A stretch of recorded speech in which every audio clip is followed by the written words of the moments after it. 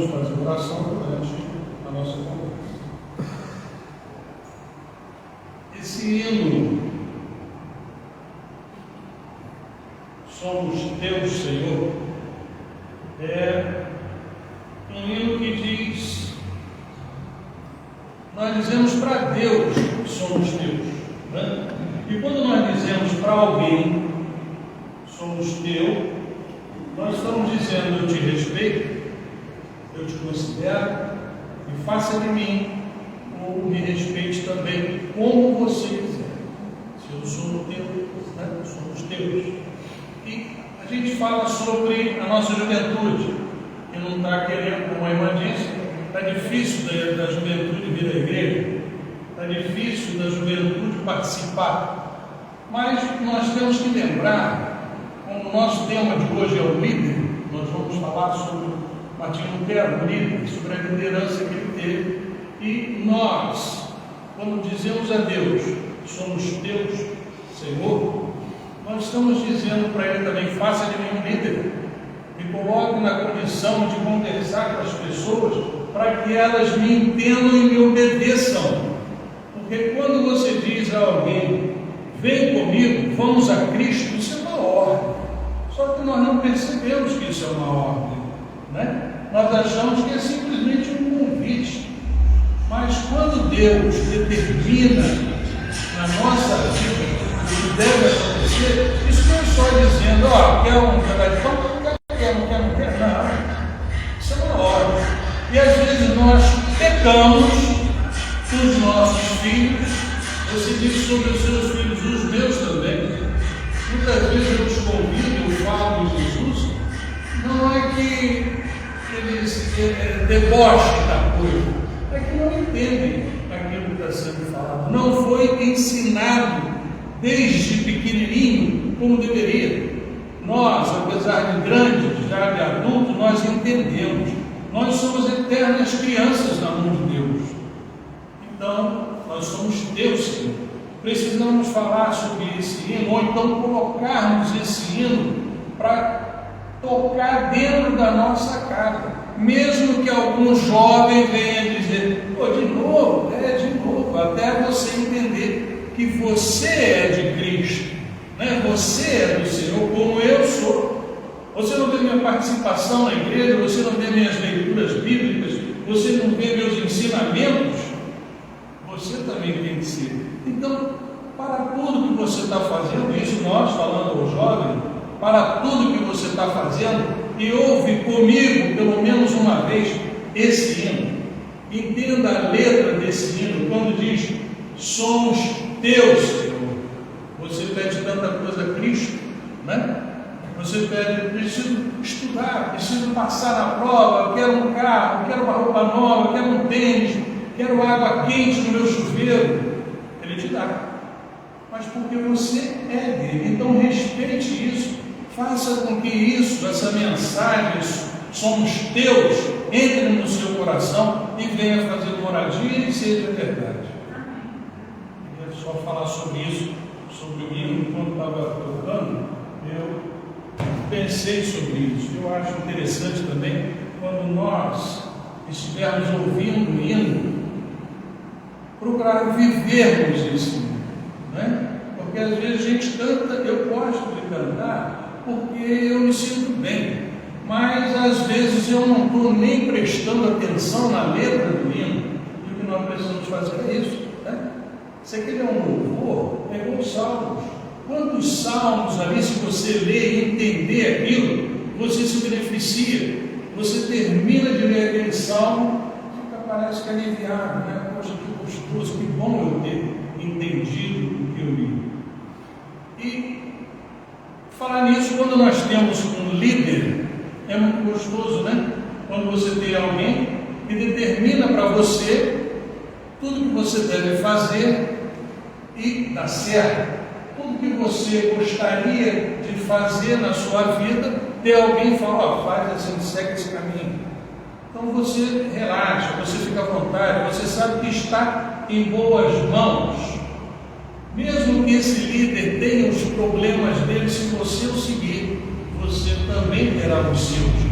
mas ficará tranquilo porque sabe que está em boas mãos, né? E hoje nós vamos falar, hoje é o quinto domingo, e nós estamos trazendo a mensagem, e esse tema está no livro Grande Conflito, no capítulo 7. E uma coisa interessante é quando a gente lê uma história e pensa assim: nossa, mas essa história é longa demais, eu vou resumir essa história. Aí você pensa: como eu vou resumir uma história que é tão bonita e tão verdadeira? Imagina você ler um livro sobre o Chapeuzinho Vermelho. Como é que você vai resumir essa história? Ela tem que ser contada do início ao fim. Ela tem que ser contada, inclusive, com alguns detalhes, para você entender, enxergar aquilo e trazer para a sua vida, de modo que você não cometa os erros que o Chapeuzinho cometeu, né? Ou que a vovó cometeu, ou alguns erros, para que você não saia do entendimento da história e viva bem. Assim é com essa mensagem de hoje. Quando eu peguei para fazer um estudo, eu vi que ela é praticamente a mais longa do seminário. Entendeu? Aí eu pensei: bom, eu vou ter lá uns 35, 30, 40 minutos, eu tenho que dar uma resumida, né? Para não ficar muito tempo e não cansar os irmãos. Mas, como eu disse, a história é bonita. Como é que você vai resumir uma história bonita? Se eu que li gostei, eu espero que todo mundo goste. Então, por isso, eu não resumi a história, eu não fiz um compilado para poder, como a gente faz nas pregações, nos estudos de Bíblia, vai fazer nos pontos principais para poder ser breve e fazer os irmãos entenderem. Mas vamos lá à história de Martim Lutero, que diz assim: havia uma verdade presente nos dias de Lutero. Há uma verdade presente para a igreja de hoje. No entanto, assim como os oponentes de Lutero, a maioria das pessoas da autoridade não desejava a verdade. E como nós estávamos falando dos jovens, né? Muitos não querem saber da verdade. E não é só os jovens, muitos de nós, que às vezes trabalhamos, participamos, vivemos na igreja, não queremos saber da verdade. Aqueles que apresentam a verdade para este tempo não devem esperar ser recebidos de maneira mais favorável que os primeiros reformadores. Aqueles que trouxeram a primeira palavra de Cristo, aqueles que trouxeram de sofrer as consequências por estarem falando a verdade, por estarem falando o Cristo. A obra da reforma não foi o resultado da excentricidade de um monge desequilibrado, e sim um movimento cuja finalidade era devolver as sagradas escrituras ao povo de Deus e denunciar a corrupção da verdade pelo clero da igreja dominante. Muitas coisas aconteciam na igreja, ele não concordava, então ele tomou a atitude de levar a mensagem da verdade, e não aquilo que ele vinha ouvindo, ou não aquilo que estava acontecendo na igreja. Porém, não foi um propósito previamente estudado por Lutero realizar essa façanha. Tudo o que desejava fazer era ensinar a recém-descoberta, que é a palavra de Deus, uma Bíblia acorrentada a uma parede do monastério onde ele ia, ele passava algum tempo, deixava de fazer várias coisas, nós vamos ver mais para frente, para estudar e ler essa Bíblia. Lutero era um legítimo filho da Igreja Católica. Antes de estudar a Bíblia, via Deus como um tirano cruel. Ele não acreditava, ele não gostava, não entendia, ele não queria participar daquilo que estava acontecendo. Obrigado.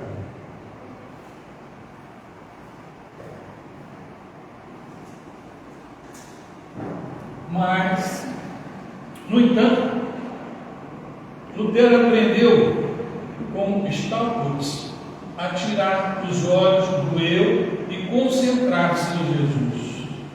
Porque porque às vezes a gente acha também que eu faço, né? Eu decido, eu quero.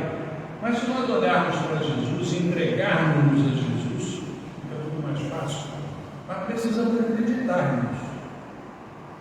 No entanto, sofreu uma grande decepção com sua visita a Roma. Foi surpreso com o esplendor, ficou surpreso com o esplendor e o luxo que viu. Males em meio ao clero, piadas indecentes feitas por oficiais da igreja, vocabulário baixo, usado até mesmo durante a missa, intemperança e imoralidade. Ao escalar a escada de Pilatos de joelhos, Lutero ouviu uma voz que lhe dizia: o justo viverá pela fé. Isso está em Romanos 1,17. Ele se levantou horrorizado e envergonhado por confiar nas obras humanas para a salvação, afastou o rosto de Roma. A partir de então, a superação cresceu até ele encerrar toda e qualquer conexão com a igreja papal. Ele vivia na igreja, ele estudava, ele participava, mas à medida que ele foi vendo as coisas que aconteciam, o luxo, a orgulho, a vaidade, a mentira, tudo que acontecia, aqui não é meu lugar, aqui não existe, não tem Jesus. Ainda que fosse leal à sua confissão religiosa, Lutero foi fiel à palavra de Deus e continuou assim mesmo depois de adquirir o título de doutor em divindade. No entanto, sempre há conflito entre a verdade e o erro. O próprio Salvador declarou: não vim trazer paz, mas espada. Eu tenho um amigo que, quando ele faz alguma palestra, ele diz que vocês entenderam, se não entenderam, é para isso que eu vim, é para complicar a vida de vocês. Porque à medida que a gente fala alguma coisa, você discorda, você não concorda, você não entende, o que deve ser feito? Quando chegar em casa, buscar ler, buscar entender. E senão você foi assistir essa palestra, foi assistir um culto, e perdeu foi tempo. Você não entendeu nada lá, saiu de lá, não buscou o entendimento daquilo que você ficou 1 hora, 2 horas na palestra, perdeu tempo de estar ali, não é verdade? Uma das razões pela qual Lutero protestou contra a sua igreja foi porque a Igreja Católica colocou a graça de Deus à venda. E isso acontece em algumas igrejas. Acontece não só na Igreja Católica, né? A fim de atender às demandas da construção da Basílica de São Pedro, lançou mão da venda de indulgências. Para isso, enviou Tetzel à Alemanha, o qual declarava que, por meio de seus certificados de perdão, todos os pecados que o comprador dessa indulgência desejasse cometer posteriormente seriam perdoados, e nem mesmo arrependimento seria necessário. Você pagou, você pecou? Paguei, toma dá R$500 aí, está tudo certo, seu pecado está perdoado. E se por um acaso você pecar dentro dessa semana, esses R$500 já está ajudando, tá? Então você fica à vontade. Tetzel garantia aos seus ouvintes, que ele levava a mensagem, ele fazia as pregações buscando o dinheiro, né? Que as indulgências tinham o poder para salvar os mortos. No momento em que o dinheiro tilentasse no fundo de sua mala, a alma pela qual o indivíduo pagara sairia do purgatório e trilharia o caminho do céu. Legal, né? Se pudesse ser assim, né? A gente não precisava nem vir aqui, nem fazer nada no mundo, né? Era só juntar um dinheirinho, deixar de tomar cerveja, deixar de fumar um cigarro, tomar uma cachaça. O cara fala: amigo, vamos tomar. Não, estou juntando aqui para pagar o meu pecado da semana passada. Então essa semana eu tenho que ficar na minha. Seria fácil, né? Lutero começou a despertar a consciência do povo, explicando que o pecado era profundamente ofensivo a Deus e não podemos reduzir a culpa ou evitar o castigo pelas nossas próprias obras. Apenas o arrependimento diante de Deus e a fé em Cristo são capazes de salvar o pecado. Por isso nós temos a liberdade de orar, de conversar com Deus. Oração é isso, você conversa com Deus, né? Pede os seus pecados, pede também força para que não venha pecar outra vez e segue a sua vida, observando para que não caia novamente naquele buraco, para que não caia novamente naquele pecado. Isso não adianta. Você fala, Deus me perdoa, eu pequei aí e tal, eu fiz isso. Na hora que você sai da oração, você faz de novo. Não é assim que funciona, né? Nós temos que ter a paz do coração em busca de ficarmos sempre unidos a Deus através da oração e dos pedidos que fazemos a Ele. Assim nós nos livramos da maldade, nós nos livramos das coisas que porventura venham atrapalhar o nosso caminho. Por isso, na festa de todos os santos, Lutero se uniu à multidão e afixou na porta do castelo da igreja de Wittenberg as 95 teses contra as indulgências, e se espalharam por toda a Europa e eram lidas em toda a parte. Isso também é uma coisa interessante que nós podemos até fazer alguns domingos, lermos as 95 teses, conversarmos sobre as 95 teses. Porque é interessante, a gente sabe que tem, nós temos nos livros, nós temos até em revistas, e não falamos sobre elas. A gente diz, não, eu sei, você sabe que tem, mas as conhece, já as leu, já conversou sobre elas. Precisamos fazer isso, né?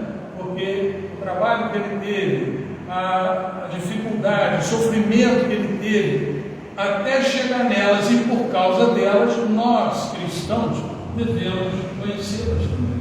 Não é só saber que tem, né? Os argumentos mostram que Deus nunca havia confiado ao Papa, nem ao homem nenhum, o poder de perdoar pecados e remover sua pena. Mostravam com clareza que Deus concede livremente sua graça a todo aquele que a busca com arrependimento e fé.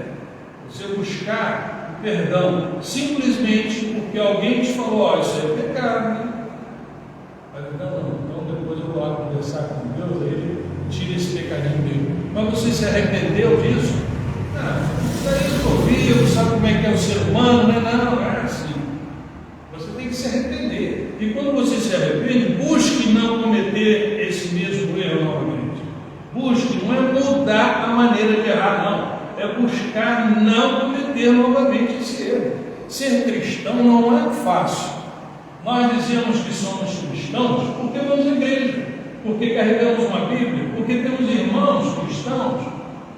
Mas na verdade, ser cristão, já paramos para pensar o que é ser um cristão? Você não pode pensar e nem falar o errado. Aí entra o que a gente falou, né? Nós somos humanos, nós já viemos do pecado, mas não é porque eu vim do pecado que eu tenho que continuar. Há possibilidade de sairmos, de sermos a Cristo, de irmos a Cristo, de falarmos, somos teus, Senhor. Diferente do que muitos pensam, Lutero não detestava os membros da fé católica, mas desejava libertá-los dos erros doutrinais impostos pela igreja dominante. Muitos católicos romanos devotos leram as teses com alegria, reconhecendo nelas a voz de Deus. Sentiam que o Senhor havia começado a agir para deter a crescente maré de corrupção proveniente de Roma. Entenderam o que Lutero estava fazendo, entenderam que essa era a voz de Deus, ficaram felizes por isso. Príncipes e magistrados se alegraram em segredo, porque um limite estava sendo colocado sobre o poder arrogante que negava o direito de apelar às decisões. O reformador passou por muitas angústias, por não era o seu desejo se levantar contra o papado, mas o que ele fez foi por dever de consciência. Eu te amo, mas eu tenho que tomar atitude sobre sua atitude, sobre o que você está fazendo. Você está cometendo erro. Eu preciso falar com você, ou até mesmo colocar uma rédea, vamos levar ele no extremo, colocar uma rédea para que você não erre mais. O caminho é esse. Você está indo para o caminho errado. Eu já te falei e tal. mas muitas coisas são faladas com, vamos colocar uma aspas aí, agressividade, mas com amor. Eu estou falando porque te amo, eu estou gritando porque te amo, eu estou me exaltando porque te amo.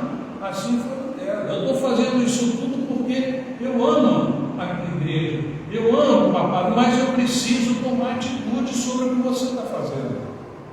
Quando o núncio papal foi enviado por Roma, deveria acusá-lo e prendê-lo sem qualquer demora, amaldiçoar e excomungar qualquer um que tivesse ligação com Lutero, com exceção do imperador. Lutero deveria se submeter ao julgamento que ocorreria em Augsburgo, enquanto fazia o caminho a pé. E seus amigos imploravam para que não fosse. Ele se assemelhou ao profeta Jeremias, que era um homem de luta e contentos, porém alegre, destemido e resoluto. Como todo aquele que deseja proclamar a palavra de Cristo no mundo, deve esperar a morte a qualquer momento. Interessante isso, né? Quando você começa a falar de Cristo, aqui nós temos essa liberdade de você abrir a porta, de você falar numa praça, apesar de estar proibido, né? E esperamos que esse governo não venha proibir mais coisas do que estão sendo proibidas, porque ele está criando aí um decreto para que as portas da igreja sejam fechadas. Enquanto nós podemos, nós temos que falar de Cristo. Será que mais tarde nós vamos ser tão proibidos e, se falarmos, seremos presos? Irão tacar pedra nas igrejas, nos vidros e nas portas? Irão quebrar os carros dos cristãos? Não sabemos o que pode estar para acontecer. Mas antigamente acontecia isso. Falou em Cristo, pedra nele. O embaixador papal, mostrando uma afetada simpatia, exigiu que Lutero se retratasse e renunciasse às suas ideias. O reformador, depois de apressar o seu apreço pela igreja, falou sobre o seu desejo de conhecer a verdade, responder qualquer questão e submeter suas doutrinas ao arbítrio das principais universidades.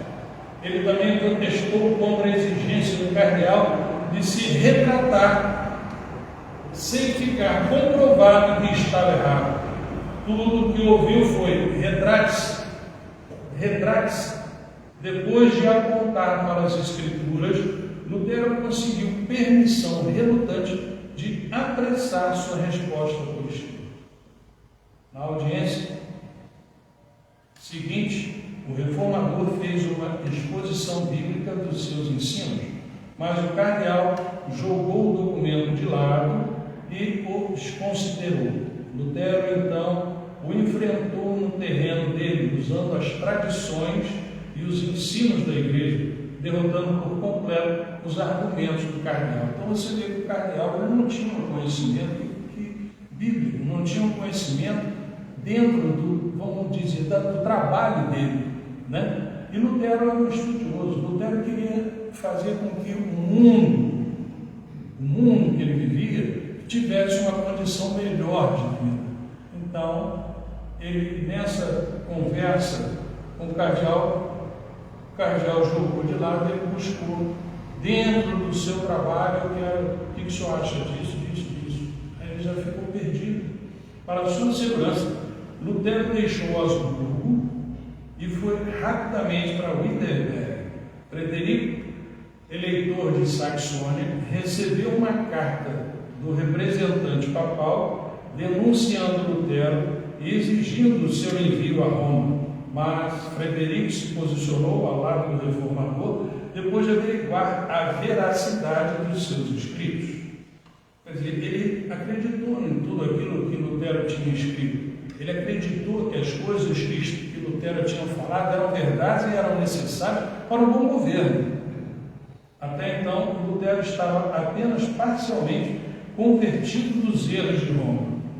Mas, entre os anos de 1520 e 1521, ele se converteu pelas escrituras que o papado representa o anticristo.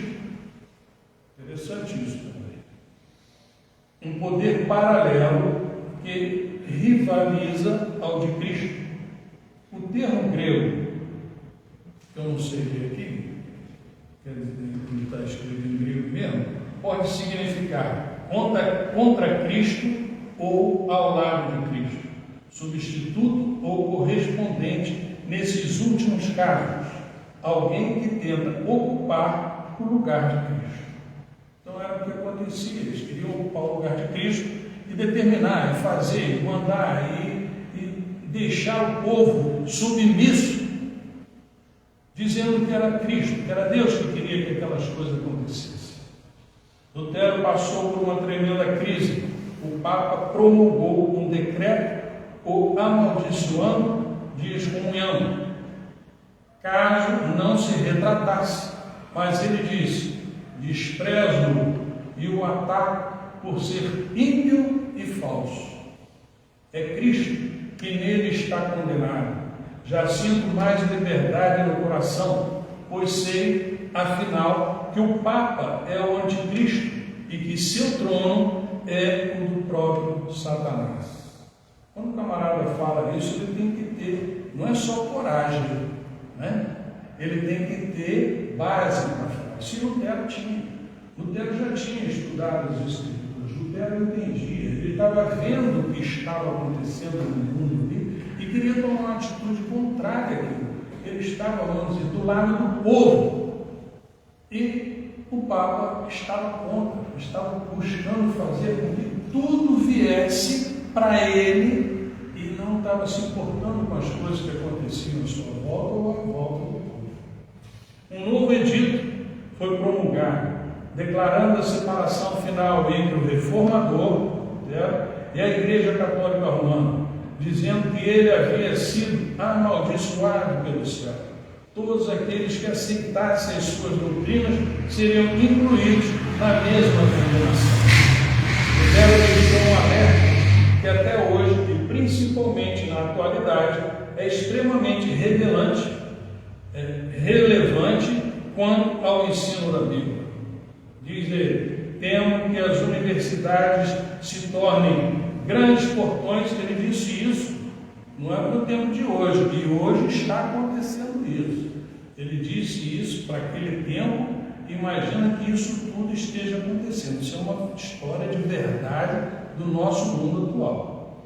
Temo que as universidades se tornem grandes portões do inferno, a menos que trabalhem com afinco para explicar as Sagradas Escrituras e inculcá-las no coração dos jovens. Qualquer instituição que não envolva as pessoas continuamente com a palavra de Deus se torna corrupta. Não é o que está acontecendo hoje? Quantas faculdades, quantas reportagens passaram que você vê aqueles jovens fumando maconha, praticando sexo no corredor, escrito 1000 coisas erradas, tanto na sala de aula quanto nos corredores. Graças nós temos a nossa universidade, né, adventista, que lá não acontece. Lá se fala em Deus, lá se ora, entendeu? Isso também é como se fosse uma casa, né? Onde existe muitos palavrões, onde existe discórdia, onde existe maldade, né?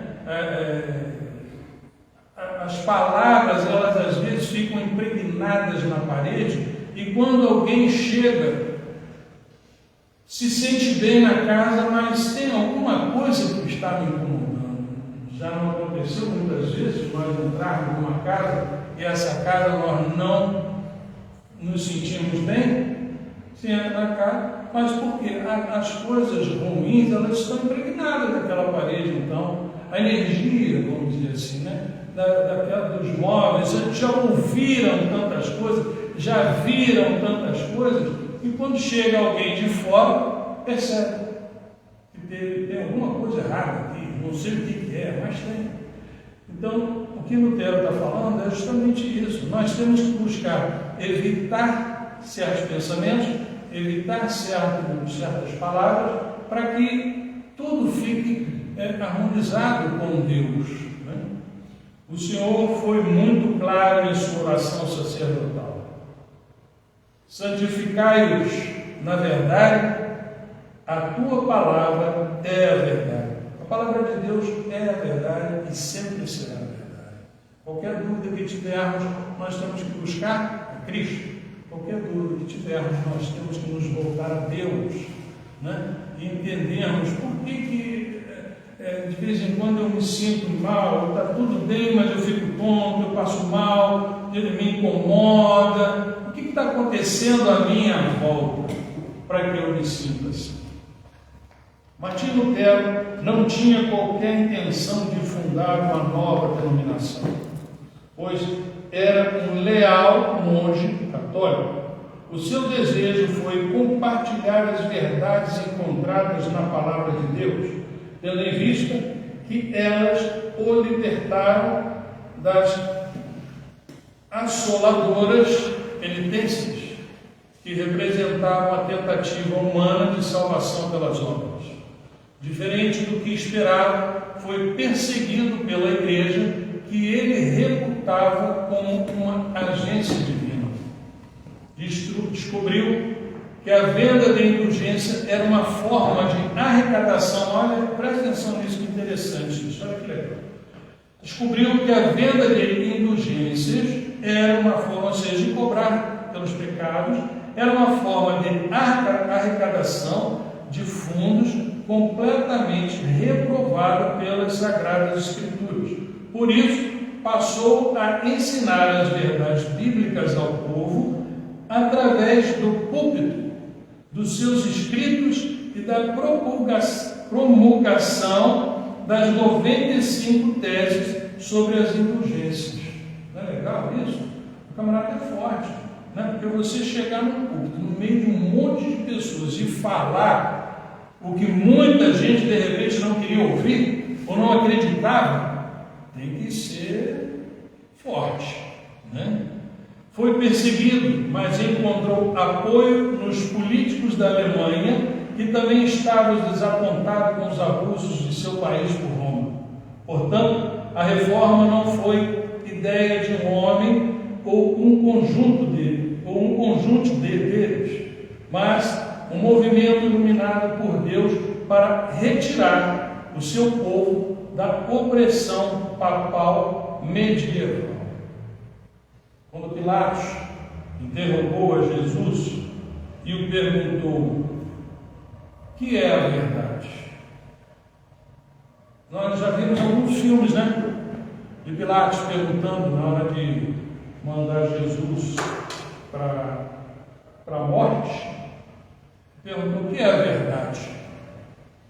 Aí diz que, lamentavelmente, Pilatos não ficou para ouvir a resposta, porém a sua própria pergunta, no vernáculo latino, sugere a resposta. Este homem está presente. A verdade em Jesus é como azeite. Sempre vem à tona em contato com a água.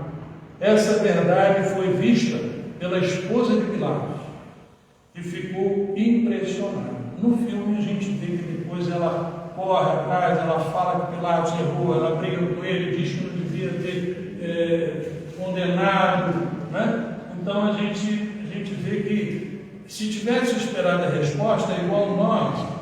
Às vezes fazemos uma oração pedindo a Deus alguma coisa, perguntamos qual é o nosso pecado, onde foi o nosso erro, e se alguém bate na porta, você já levanta, não, ficou. Aí aquilo que você estava fazendo, até mesmo de joelho, acabou, passou em branco, esqueceu. Você não prestou atenção, como eu já disse, quando você conversar com Deus, você não está fazendo um monólogo, você está fazendo uma conversa. Tem resposta. Para escutar. Prepare-se para responder. Não é só falou, tchau, vai embora, se vira aí, me dá a resposta, me dá o que eu falei, me ajuda, faz de mim. Tem a resposta. Só que nós, às vezes, não estamos preparados. Né? Aí nós temos, como no final do texto de sermonário, ele diz assim: faça um apelo àqueles irmãos que estão assistindo a sua explanação. Ele diz: o Senhor está convidando você está convidando você a se aprofundar na sua verdade. A verdade que liberta e traz salvação.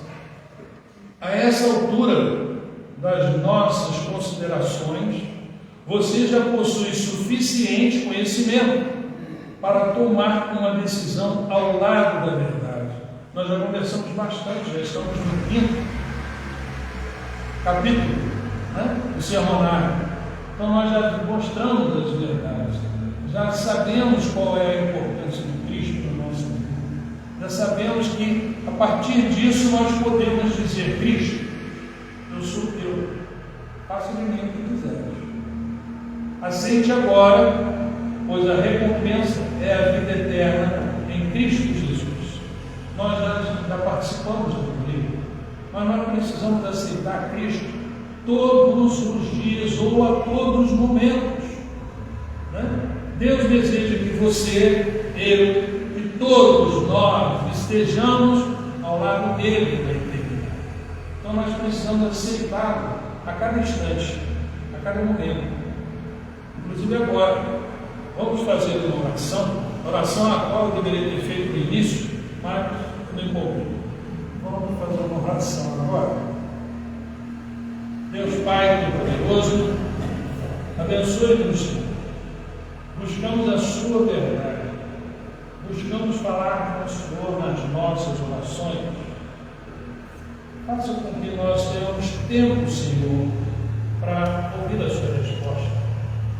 Faça com que nós participemos mais da Sua vida, lendo as Escrituras, lendo as histórias daqueles que vieram trazê-la, colocá-la junto com a verdade de cada um daqueles que participaram deste livro que nós chamamos a Bíblia. Faça, Senhor, com que sejamos fortes.